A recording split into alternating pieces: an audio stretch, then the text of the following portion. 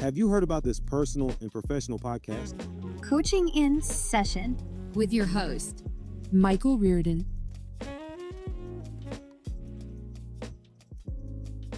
Imagine you are on your wedding day once again, or maybe you're thinking about that wedding day for you if you're not married. Maybe you're thinking, I don't want to get married because it's riddled with so many problems and situations that can be avoided if we simply don't walk down the aisle and simply if we don't exchange vows and we don't say, I do. But what do we vow to when we get married, when we are in a relationship, or when we decide to remain single for the rest of our life? At some point, you can ask yourself these critical questions like, what is the point of marriage? Why would I want to get married? Would marriage be beneficial to me? And at the end of the day, would I have a regret if I got married or if I did not get married? We can begin with those simple questions. And of course, those questions typically dive and they divulge and they merge off into other questions. But the true aspect is, what are you looking for? Many people, they don't know what they're looking for in their sense of life. Like, do you want to be an entrepreneur? Do you want to, have a cooking show? Or do you want to be a Twitch streamer? Do you want to just lay around on the beach all day? Like, maybe these things sound great, but the moment you start doing it, you're living it and you're experiencing it. Eventually, you're going to say if this is for you or if this is not for you. The best way I can put it, like, you might be so happy to do something or to get something and you finally get it, but then there's just like no joy behind it because that thing that you were vying for is almost like, well, this was nice. I thought it would be amazing.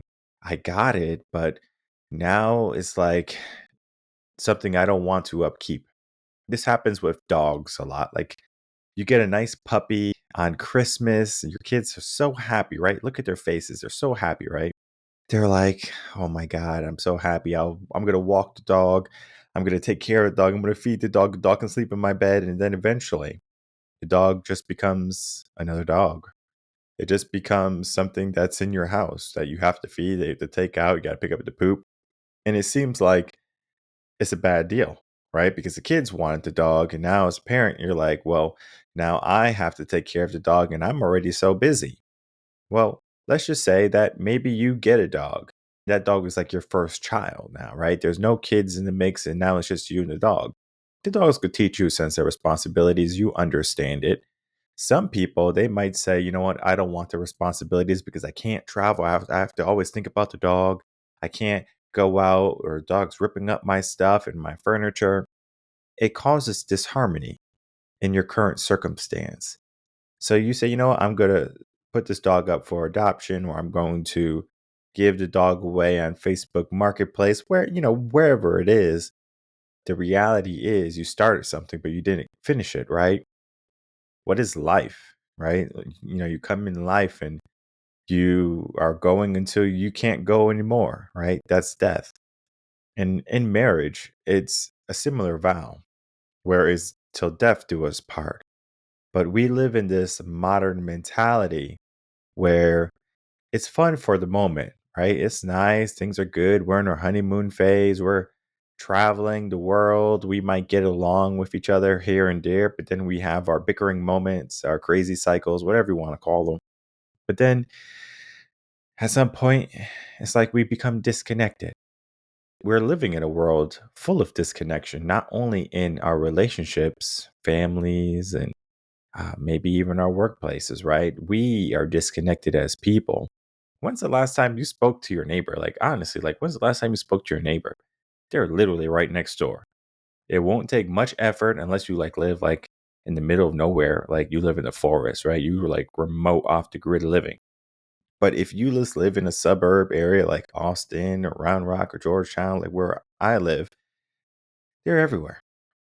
Same thing with my mom. She lives with, in the inner city, Bridgeport. There's people all around, and we know all the people there. Even when I go back, I know some of the people. And if I see someone, I give them a little nod and stuff like that because that's respect. Here, I know my neighbors, and it's probably off-putting for them to see me wave to them or like say, "Hey, how are you doing? Howdy." And they're like, "Oh my God, like this person is nice or this person wants to communicate," because in their mind they have become so individualized and they do everything by themselves. And that is not just about neighbors, it stems into our relationships. Because if we have this individual way of living just by ourselves, our neighbors and our world and society, right? We see everyone doing it by themselves. What's the point of even having a marriage? What is the point of having a partnership, especially one that is not working? Oftentimes, I do my due diligence to try to spread, across the podcast, different conversations. And recently, I wanted to have a divorce coach come on, and I had divorce coaches come on, and I had lawyers come on, and we talked about this, relationship coaches. But what I have found is that when we look at the naming for things, right? So, divorce coach, there's much more women divorce coaches than there are men divorce coaches. And you do have to ask yourself why that. We can get into that in maybe just a moment. But I had this woman to come on, talk about her divorce coaching work. She must have listened to some of the podcasts because she knows I'm going to come in with the bombs, the no nonsense stuff, the things that are going to take away the delusion and only present reality.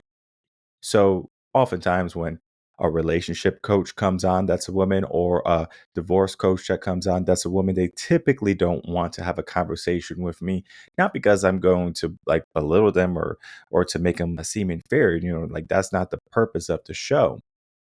It is to present the blind spots, right?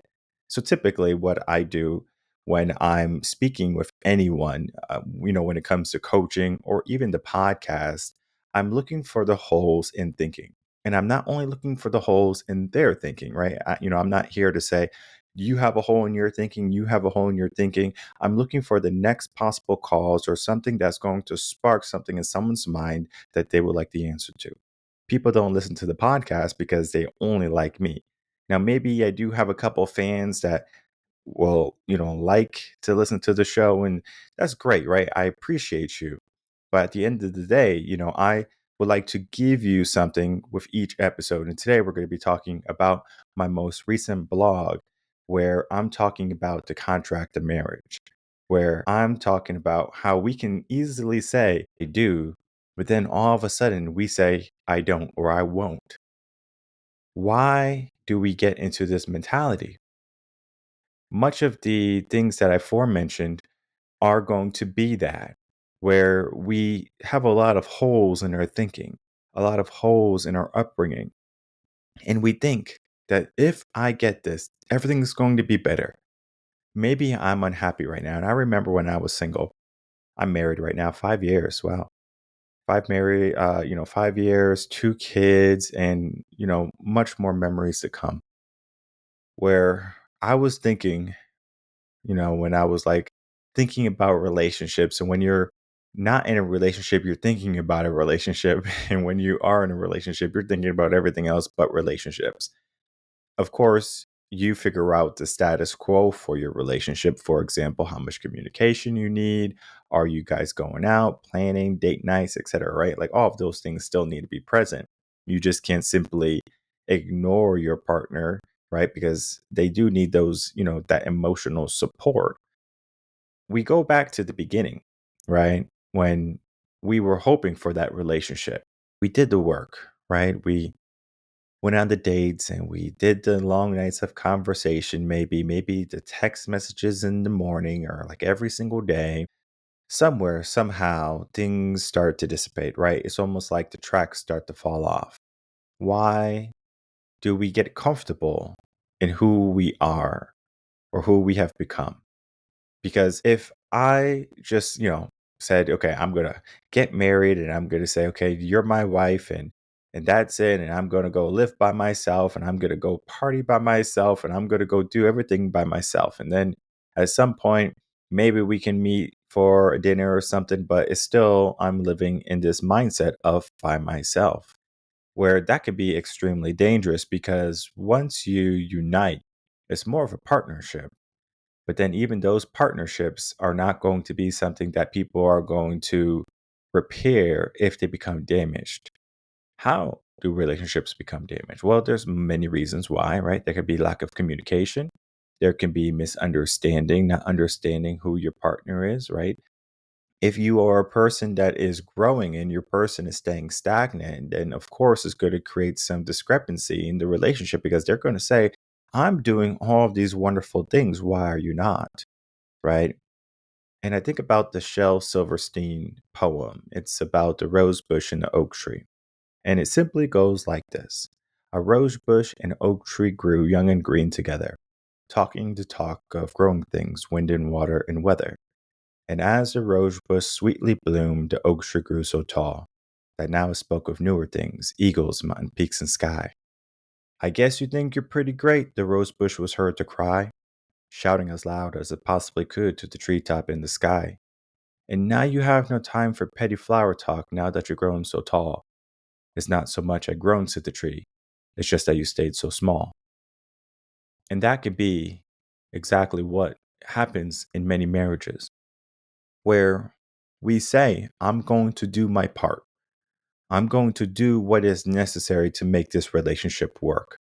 But then at some point, we slow down, we stop, we get comfortable. This happens in all aspects of our life. It's not just marriage. And I do want to be clear, the stuff I said in the beginning is going to be the foundation for what we do in our life. Today, we are just speaking on marriage. But this analogy or this topic is literally all aspects of your life. When is something, or when was the time that you gave yourself this idea?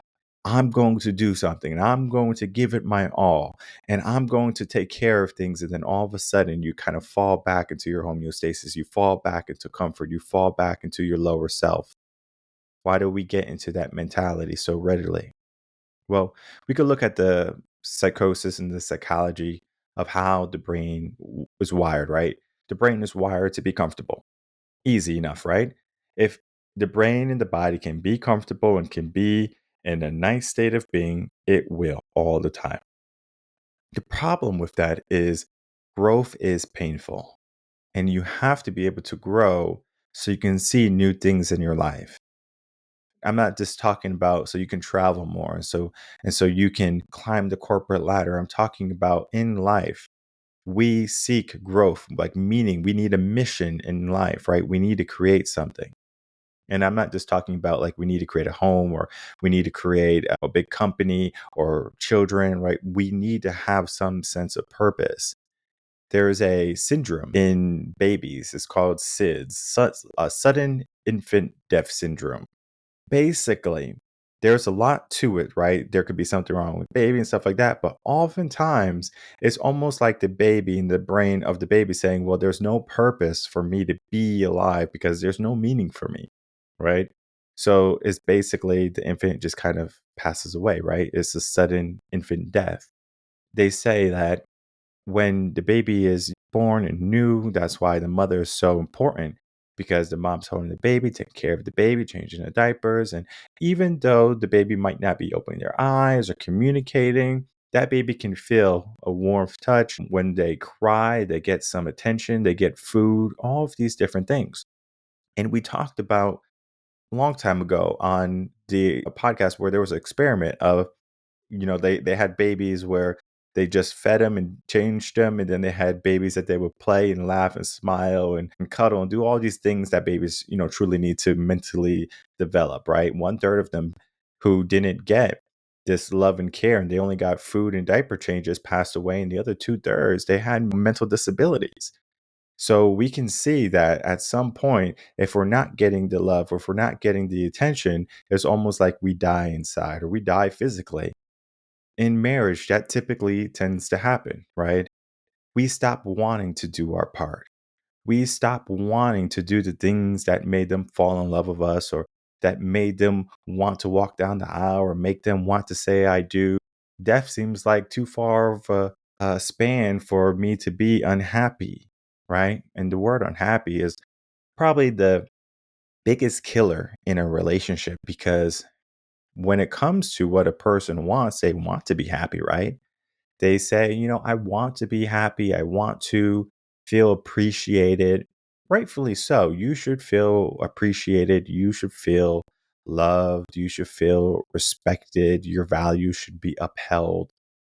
But at some point, you have to ask yourself, are you traditional or are you modern, right? Because even if you didn't have those in a traditional sense, it's like, well, I made a vow, I'm going to stick to it and I'm going to make it all the way through it. But then again, it's like, when do you get out? Like if there is a situation that's like, if I don't get out, I'm going to be in a worse situation. But then there are situations where things are going good and things are, in a good position, but I feel like I'm missing something and there's something else for me. So there's two streets that we have to walk down, right? We have the aforementioned road where there's life and death, and the marriage is no longer a good choice. It's toxic, it's an anchor, maybe. What do we do about it, right? That's a different way than if you are in a marriage and you're unhappy. You might think that, well, the reason why we're getting the marriage or we're getting a divorce and from our marriage is because of finances, or we're getting a divorce because of infidelity, or something along those lines. We can easily break apart a union when it no longer benefits us. Or we can break apart a union when we lose, I guess you can say, appreciation or respect for someone. It's like, I can't, go back to you because of all the things you have done or how you made me feel. And that trauma can be something that many people are going through and living through. It can be even worse if you have children because they can be a tie for why you would stay in a marriage, and they can be maybe one of the deciding factors in how the marriages or the divorce would turn out if you decide to break up, because a divorce has a severe impact on children. And you might think that it wouldn't because they're not married to mom and dad, but they're seeing that, themselves. So we have a society where we can see things breaking up. Well, it's common, Kim Kardashian and Kanye, and they got divorced. And look at Kanye and look at Kim; they're happy now because, of course, this is what social media presents. Is like what they did, we can do it too. And I'm not just talking about Kim and Kanye. It could be Jennifer Lopez and Ben Affleck. It could be Jeff Bezos and the girl that he was with. I forget her name, Amanda, I think, or something. But we look at just how all of these celebrities and things like that are coming in relationships and then leaving relationships, and it seems like, where is the longevity, right? There's always a new trend, right? We want something new. Oh, we got to get a new stove because now they have the stoves that are all touchscreen, or maybe we got to get a new fridge because it's touchscreen, or we got to get a new phone because it could take a 1 megabyte or like a 1 megapixel better picture or something, right? We are always looking for what's better. And that's the human nature, right? We want better, right? We typically want to be in a better situation. And it can even go all the way until we want a better partner. What if I told you that instead of just wanting better, you can make what you have better, right? You have a life. Your life might suck right now. You might be in a bad situation where, that you have financial struggles in your marriage. You could be in a toxic situation in your marriage. But at the end of the day, you get to make a choice if you want to grow and you want to change your circumstance, because a marriage can always turn itself around. But it takes two to tangle, they say, because if one person is already checked out and they don't want to do the work, it becomes extremely difficult for those two people to stay married. And I always say, like, when people come for family coaching or marriage coaching or even relationship coaching, because we start from there most of the time, people are looking for a relationship, they're looking for marriage as the end goal with kids and stuff like that. We start from the relationship aspect. Now, if you have a father, he should be teaching you these things. He should be saying, if you're looking for someone to marry, these are the values and traits that you would typically want to have in them. both man and woman. So, like if you have a son, you're going to train him or teach him or coach him to see marriage in a different way. You learn from your mistakes, of course. If you're a man who got divorced many times, and you're like, okay, I learned from my mistakes. I know how to navigate it. But then maybe you just know how to have a good relationship and maybe you didn't want to rise to the challenge. Typically for women, how a man raises his daughters could be very different than how he raises his son. And then also the information he's going to be instilling within her. And I remember there's this book. It's called If You're in My Office, It's Already Too Late. And it's from a divorce lawyer. It's basically a guide for staying together. And it's from James Sexton. He's a big guy, not like physically big, but people know who he is. He's a bunch of podcasts and stuff like that. He talks about this because he was also married too. And then he got a divorce and he can go back and he can realize, like, okay, these were my mistakes. And, this is what I would do different. And he would be married most likely to this day if he knew all this information. The information that I'm going to give you right now is just a simple piece of wisdom. And that wisdom is simply this: you must be able to look at your history. You have to look at your past. You have to look at your parents, your grandparents, if you know them, and you have to see their relationship status. If they were married, even if they're unhappy, but they stuck together and they made it work, you have a higher likely probability that you're going to stay married if you get married, right? Because you have those traditional senses within you. Now, of course, if you were raised by a single parent, you maybe didn't have the healthiest upbringing and you saw a lot of toxic relationships and you get all your information from the bachelor and the bachelorette, marriage for you is going to be an uphill battle. Not saying it's impossible, but it's going to be more tricky for you to navigate. Oftentimes when it's an uphill battle, you look back and then you look up at the hill and you start to think not how far you've come, but how much further you have to go because you might be 45 and you might be unhappy in the relationship and you might have invested 10 years in this relationship and you might say, what's the point? I'm going to live until I'm 80 or 90. I might as well be happy, right? We get back to the happiness. We get back to, I should, do something that's going to fulfill me or make me a better person, or it's not you, it's me.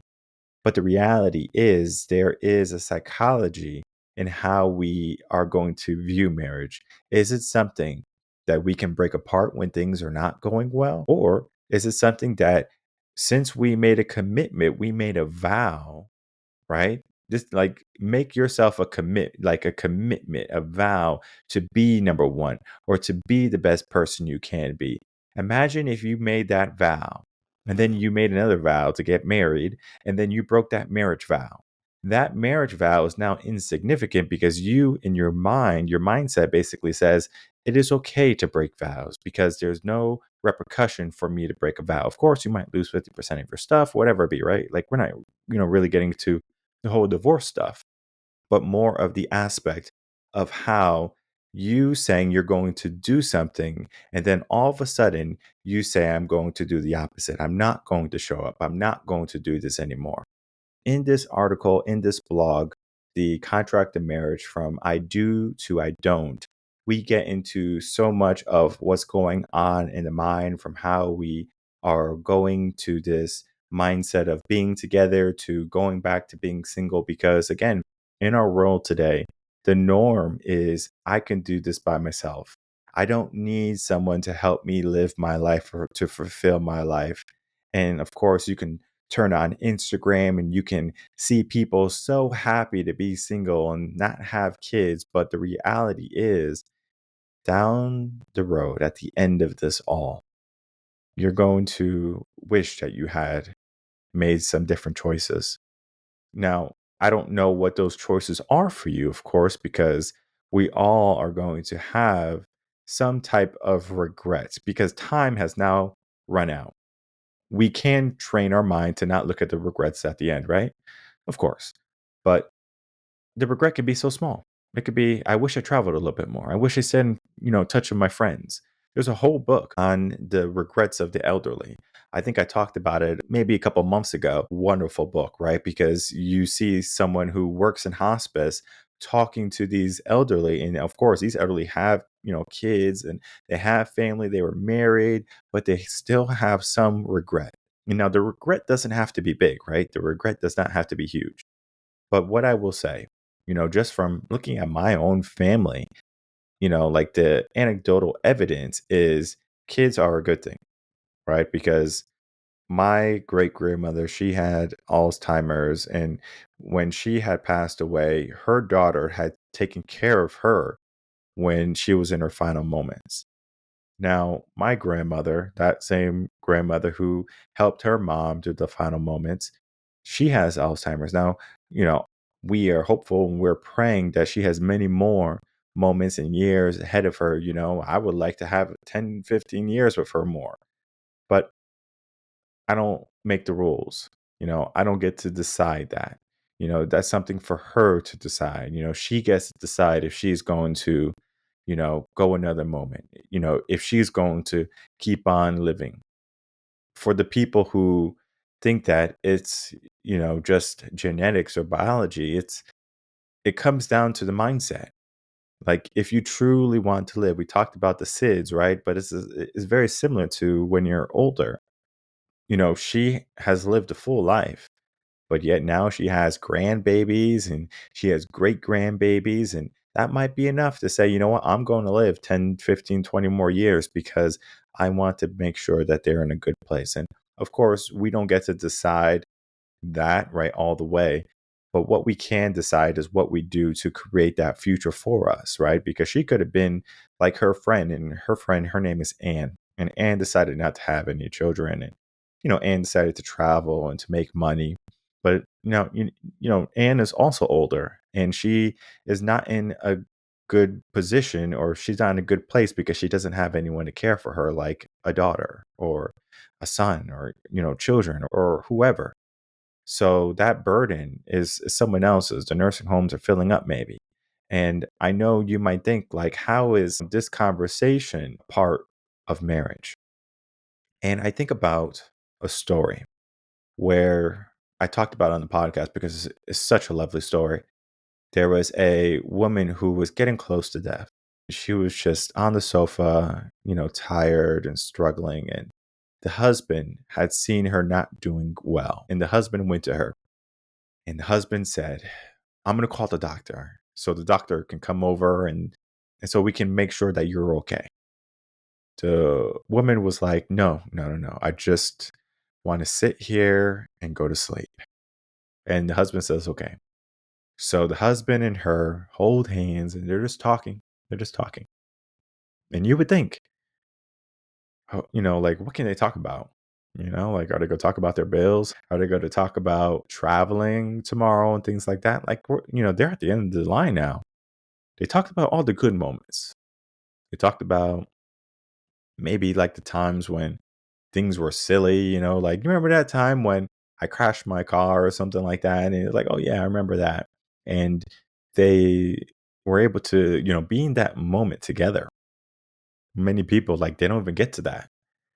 They don't get to that, that hard point in life where they're like, got to say goodbye to them. I don't know. But then we get into the whole meaning behind it, right? It's like they were able to do it. Why can't so many other people be able to do it too? And the reason is because we have been told, we have been taught that we have to do this by ourselves. But yet, the most beautiful things in life are done together. I mean, go on a hike, right? If you go on a hike by yourself, it's cool, right? But then if you go a hike with a group of people, at the end, it's cheering, it's triumph, it's, talking, right? It's a deeper meaning. So the journey together, is so much more fulfilling. And everyone is looking for a life that's full of meaning. So if we understand that, if we can say I do to somebody, I believe the only reason you should want marriage is because you want to create a family. Now, the family does not mean you have to have kids. It means you want to create a home with somebody. Okay. And this home is something that it doesn't matter if you're in a big house, if you're in a small house, if you're on on the street living in a box or in a tent. Home is where you can be with the other person. Now, I understand you want better moments. You want, moments where you can, have some food and water and shelter, and you want the good stuff. And there's nothing wrong with that, too. But then you have to understand that just because something is bad, or just because there's a moment where you're unhappy, or you're not able to communicate with each other, or things are not going your way, is not an opportunity for you to say, okay, it's time to give up. It's time to run. I would say it's the alternative. It's a time to dig in. It's a time to, within you and dig deep and say that I'm going to make this work. And that is the biggest difference in the mindset of traditional values and the mindset of modern values, because we live in a very broken glass world. If it's broken, why bother gluing it together? I would rather just buy something new. It's going to be quicker and it's going to be maybe cheaper because my time spent.